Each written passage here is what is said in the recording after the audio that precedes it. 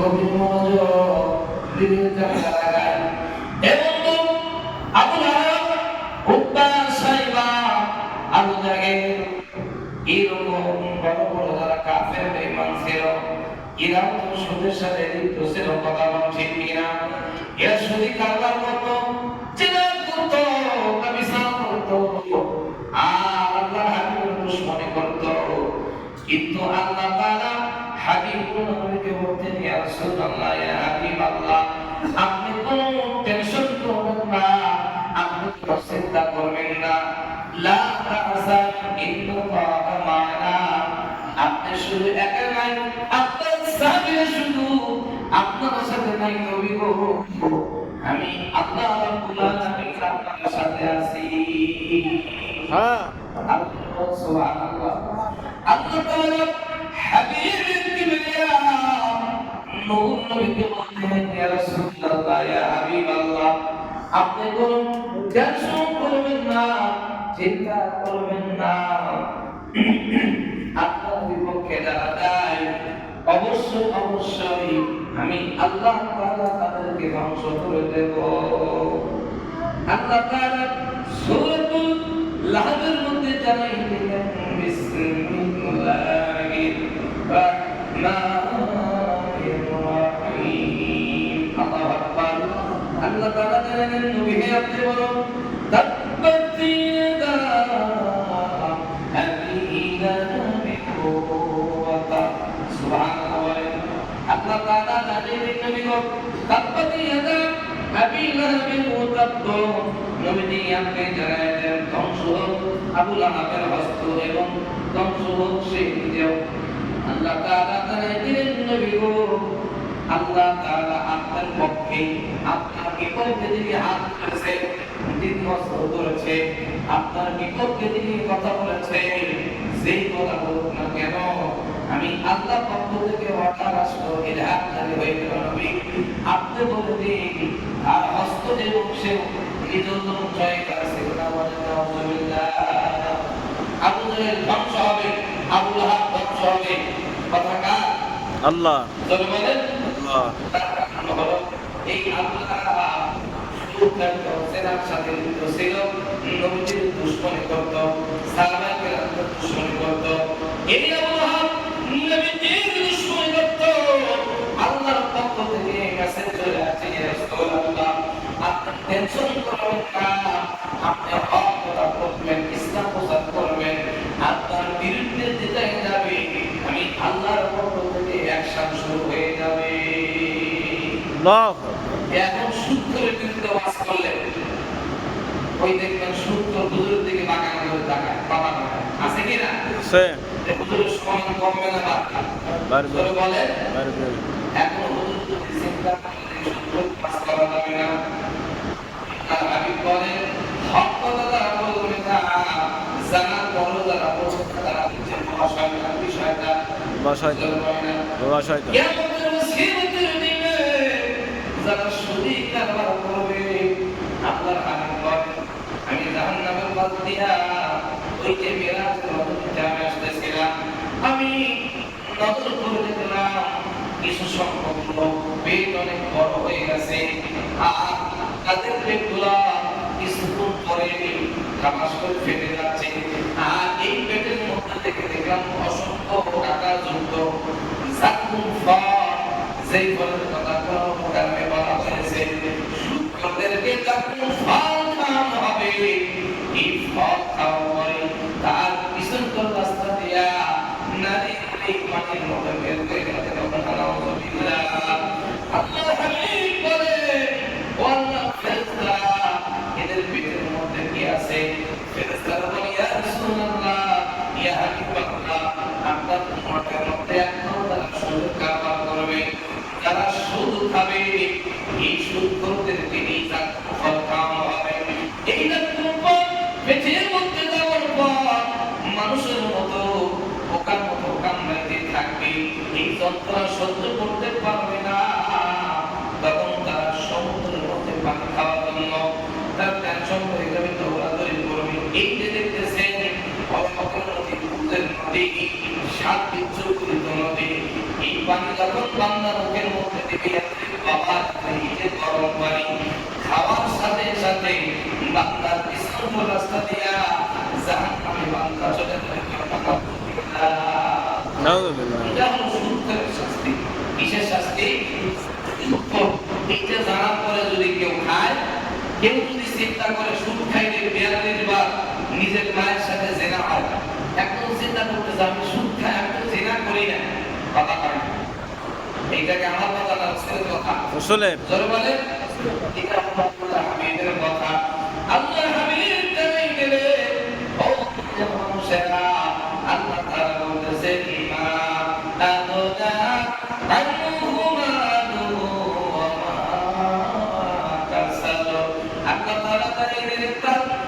ধন সম্পদ উপার্জন তার কোনো কাজে আসেনি। আপনার দ্বারা ইয়া রাসূলুল্লাহ, ইয়া হাবিবাল্লাহ, আবু লাহাব জীবনে যত অর্থ সম্পদ জোগাড় করেছে, একখানা পুরুতার কোনদিন উপকারে আসায় সুবহানাল্লাহ। যারা অর্থ জমাইতেছে, ইসলামের জন্য খরচ করে না, এদিকে দান করে না, এই সম্পদ এই ব্যক্তিটা ঠাস করে একদিন মারা যাবে। কিয়ামতের ময়দানে আল্লাহ বলবেন তোমার সেই জন সম্পদ কোন কাজে আসে না, সন্তানরা অবৈধভাবে খরচ করবে, অন্য লোকেরা খরচ করবে, কিন্তু তুমি ভালো কাজে খরচ করতে পারো নাই। মনে রাখেন যে সম্পদ নিজে কামাই করার পর কোনো ভালো কাজে ব্যয় না হয়, এই সম্পদ আপনার কোনো কল্যাণ হয়ে আনতে পারে না। বলেন আল্লাহ জানাই দিলেন, হাবিব আপনি জানাই দিন, ইয়া রাসূলুল্লাহ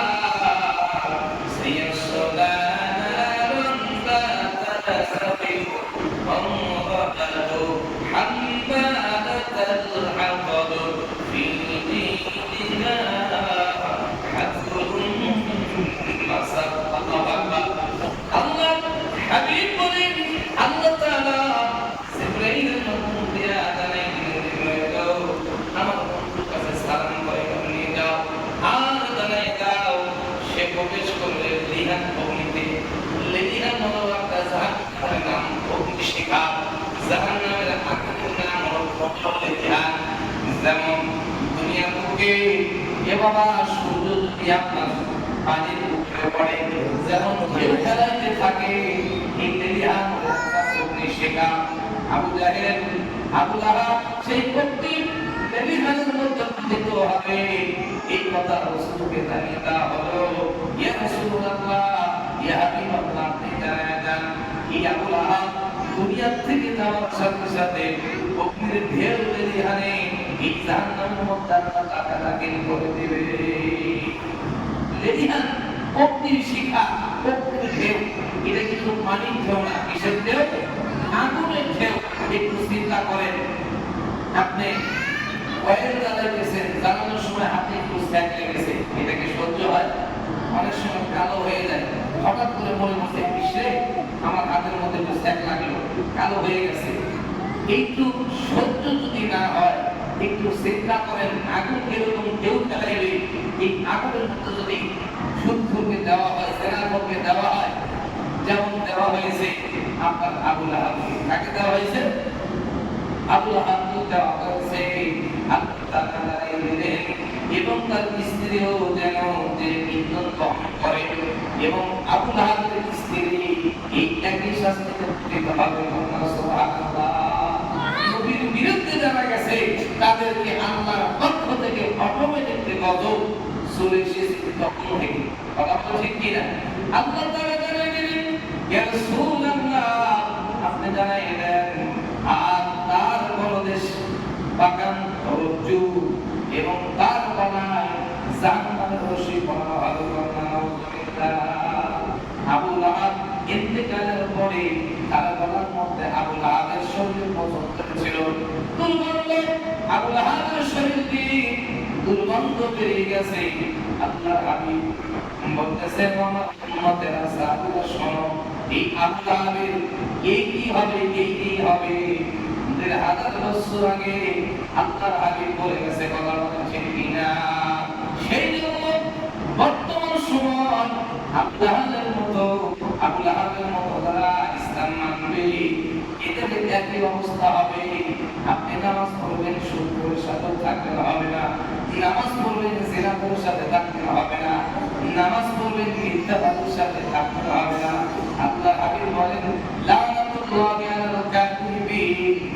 মিথ্যাবাদীর উপর আল্লাহ 136 ধারা লাগানোর কথা বলেছে কিনা? যারা মিথ্যা বলবে এদের সাথে মুমিন কখনো থাকতে পারে না। আল্লাহর হাবিব বলে যারা মিথ্যাবাদী, এই মিথ্যাবাদীর উপর আল্লাহ তাআলা লানাতুল্লাহি আলাল কাযিবিন, এগুলোর উপরে আল্লাহুম্মা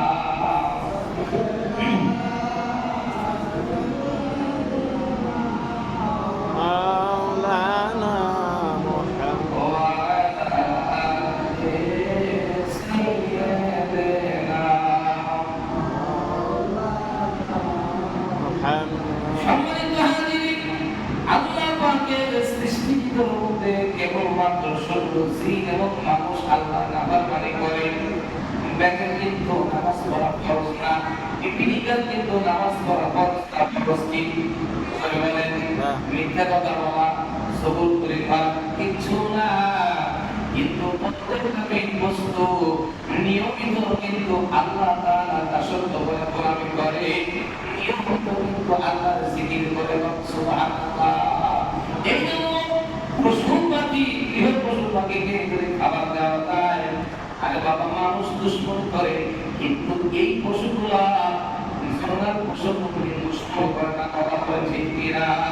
সম্মানিত হাজিরিন, হযরত সুলাইমান আলাইহিস সালাম, এই সুলাইমান নবী পৃথিবীর সব রাজত্ব তিনি করতেন। আর সুলাইমান নবীকে আল্লাহ তাআলা পৃথিবীর সব মাখলুকের ভাষা বোঝার এদের জ্ঞান দান করেছিলেন। সুবহানাল্লাহ। বর্তমানে যেটা ফিলিস্তিনের মসজিদুল আকসা, এই মসজিদুল আকসা ছিল তার রাজধানী। সুবহানাল্লাহ। হযরত ইমাম সুলাইমান আলাইহিস সালাম ওনার রাজধানী ছিল ফিলিস্তিনে। সুলাইমান আলাইহিস সালাম দরবারের মধ্যে বসে আছেন। এবার তার কওমের লোকেরা শুধু নবী সুলাইমান হাহাকার করতেছে, বৃষ্টি হয় না, আল্লাহ তাআলার কাছে সাহায্য চাইতে হবে। সুলাইমান নবী বলেন, ঠিক আছে, সকলকে মাঠের মধ্যে চলো, আল্লাহ পাকের কাছে সালাতুল ইস্তিখারা নামাজ পড়ে আল্লাহর কাছে বৃষ্টির জন্য দোয়া করো। সুবহানাল্লাহ বলেন। এবং সমস্ত লোকেরা ইস্তিখারার নামাজ পড়ার জন্য এবার মাঠের মধ্যে চলে যায়। এবার নজর করে দেখতেছে সুলাইমান নবী একটা বস্তু করবে, তার দুটি হাত উঠায়া আল্লাহর কাছে কি যেন বলতেছে, আর মানুষের মতো তার সবকে পানি করতেছে। সুবহানাল্লাহ। সুলাইমান নবী সমস্ত পশু পাখির ভাষা বুঝতেন, উনি আগে গেলেন। এবার নজর করে দেখতেছেন এই ব্যাংকটা, এই খেয়া করে কিছুই বলে না। বৃষ্টির জন্য আল্লাহ তাআলার কাছে, মানুষের কল্যাণের জন্য প্রত্যেকের কাছে হাত তুলে কাঁদতেছে। সুবহানাল্লাহ। একটা জঙ্গলের ব্যাঙ মানুষের কল্যাণের জন্য আল্লাহর কাছে হাত তুলে কাঁদে। আর বর্তমানে আমরা একটা ব্যাঙ, একটা ইঁদুর, একটা শিকা, একটা পোকা যদি দেখি সামনে, একটা কুকুর দেখতে পারে, আমরা আপনার ঢিল মারি কিনা? জোরে বলেন। এটা কিন্তু উচিত না। জঙ্গলের একটা মাখলুক তার মালিকের ইবাদত করে, প্রত্যেকদিন জিকির করে, মানুষ ভুলে যায় পশু পাখি মানুষের সাহায্য করে না। ঠিক কিনা? ঠিক। কাজে সুলাইমান আলাইহিস সালাম বললেন, আপনার সাথে তার কালাম হলো যে চলো, আপনার পক্ষ থেকে গ্রিন সিগন্যাল আসবে, সুলাইমান নবী আপনি চলে যান, ব্যাগের তো আমার দরবারে কবুল হয়ে গেছে। সুবহানাল্লাহ। সমস্ত লোকজন বাড়িতে গেলেন। আসার আগে এমন বৃষ্টি হলো, মুষলধারে বৃষ্টি। আল্লাহ সাকিনা নাযিল করলেন, নাযিল করলেন। যেই জায়গাতে সুলাইমান নবী দোয়া করেছিলেন, ওই জায়গাতে কিন্তু আজকে সেই ফিলিস্তিনি জেরুজালেমে বাইতুল আকসা মসজিদ অবস্থিত। এই মসজিদে একমাত্র 26,000 মাতান্তর 2,26,000 পয়গম্বর নামাজ পড়েছিলেন। সুবহানাল্লাহ। বুঝতে হবে, হযরতে ইয়াকুব আলাইহিস সালাম উনি এই জেরুজালেমের ফিলিস্তিনি মসজিদ উনি নির্মাণ করেছিলেন। যেমন কাবা শরীফ হযরত ইব্রাহিম জাকিরুল্লাহ, ইসমাঈল জাকিরুল্লাহ, ইব্রাহিম খলিলুল্লাহ, বাপরে বেটা মিলে এই খানায় কাবা তৈরি করেছে। তেমনি ভাবে সাইয়েদনা ইয়াকুব আলাইহিস সালাম উনি ওনার হাত দিয়ে আল্লাহ তাআলা এই মসজিদের কাজ সর্বপ্রথম সংস্কার করেছিলেন। এগুলো বুঝতে হবে, জানতে হবে। আজকের ফিলিস্তিনি মুসলমান আজকে কোন নির্যাতিত, কোন নিপীড়িত, তারপরেও রসুলের বাণী বিজয়ী মুসলমানদের হবে। কিন্তু ইন্নাল্লাহা মা'আস সাবিরিন, ধৈর্যের সাথে, ঈমানের সাথে কিছুক্ষণ টিকে থাকতে হবে। সুবহানাল্লাহ। ফিলিস্তিনের বিজয় আর কাল দরকার বাজতে এটা আল্লাহ রাসূলের ঘোষণা। আল্লাহ তাআলা আজকের এই আলোচনা, এই বয়ান সকলের জন্য কল্যাণ মঞ্জুর করুন। সকলে বলুন আমিন। আর আমি একটি মেসেজ দিতে চাই, যারা সুদ খায়, যারা সুদখোর, তারা চিন্তা করতেছে আমি তো জিনা করি না, কিন্তু রাসূলের দেওয়া যিনি 1 টাকা সুদের খায় 42 বার মায়ের সাথে জিনা হয় কয়বার? সবাই বলেন। এই কথা শোনার পরও যারা সুদ খায় ও মুসলমান হতে পারে না। ওর মধ্যে ইহুদি আর ওর মধ্যে আবু জাহেল আর আবু লাহাবের মধ্যে ওর মধ্যে কোনো পার্থক্য নাই। আমি আপনাদেরকে অনুরোধ করবো, সমাজ থেকে আজকে আমাদের সমাজের সবচাইতে বড় ব্যাধি, এই ব্যাধির নাম হচ্ছে সুদ। কথা বলে ঠিক কিনা? এই সুদকে নির্মূল করতে হবে। যারা সুদ খায় তাদের বিচার করতে হবে। বাংলাদেশের পার্লামেন্টে আমি বলতে চাই, আগামী নির্বাচনে যারা নির্বাচিত হবে, আমি বলতে চাই মুসলমান হিসাবে আমাদের দাবি থাকবে সর্বপ্রথম সুদখোরের সর্বোচ্চ বিচার দাবি করতে হবে। কথা বলা ঠিক কিনা? যারা সুদ খাবে এদের কোনো মূল্য, এদের কোনো দাম ইসলামে নাই। একটা সুদখোরের অস্তিত্ব, একটা সুদখোর সমাজের নেতা হতে পারে না। কথা বলা ঠিক কিনা? একটা সুদখোরের সাথে আমি চা খাইতে পারি না, একটা সুদখোরের সাথে আমার সালাম কালাম হতে পারে না। সম্মানিত হাজির, সুদখোর এতই খারাপ, তারপরে আমরা তাকে মেসেজ দেব যে ভাই সুদ খাওয়া যাবে না, আপনি ছেড়ে দিন, আল্লাহর কাছে তওবা করুন।